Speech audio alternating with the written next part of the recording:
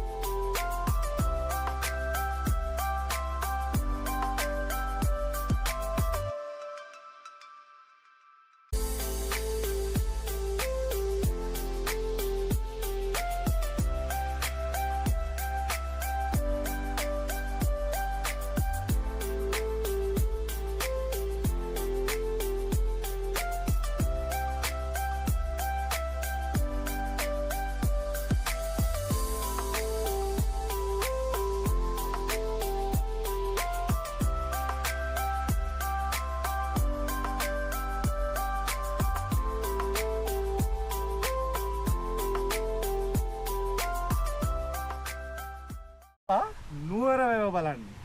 මේක මහනුවර තියෙන නුවර වැව නෙවෙයි. මේ අපි ඉන්නේ අනුරාධපුර නගරේ හරි මැදින්ම හදපු අනුරාධපුරේ නුවර වැවේ. අපි බලමු මේ කතාව.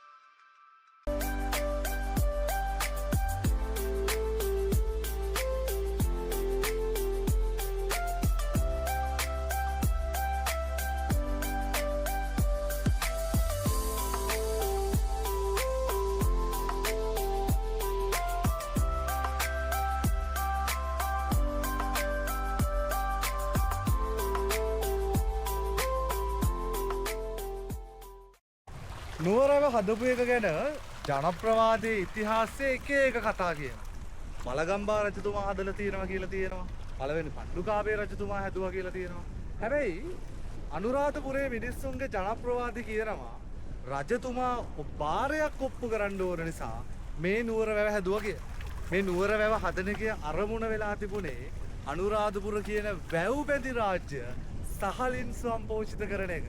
ඒ අරමුණින් තමයි එදා ලංකාවේ හිටපු රජදරුවෝ ටික මේ අපූර්ව නිර්මාණය කරලා තියෙන්නේ.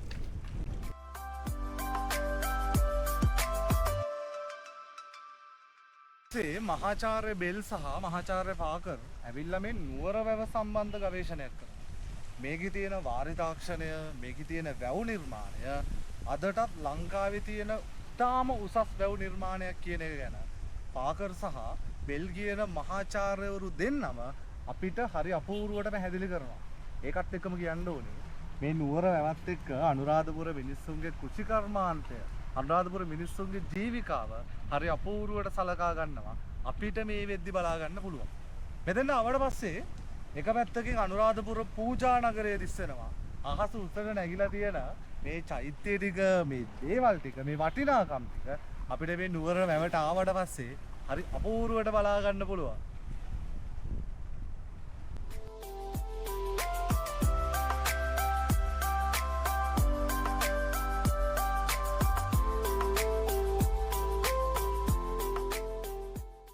වටේ මිනිස්සු අනුරාධපුරයට එනවා මේ පොසොන් එකට. ආවට කමන්නේ මේක පරිස්සම් කරන්න. මොකද අනාගතයට මේක අපි තියලා යන්න ඕනේ.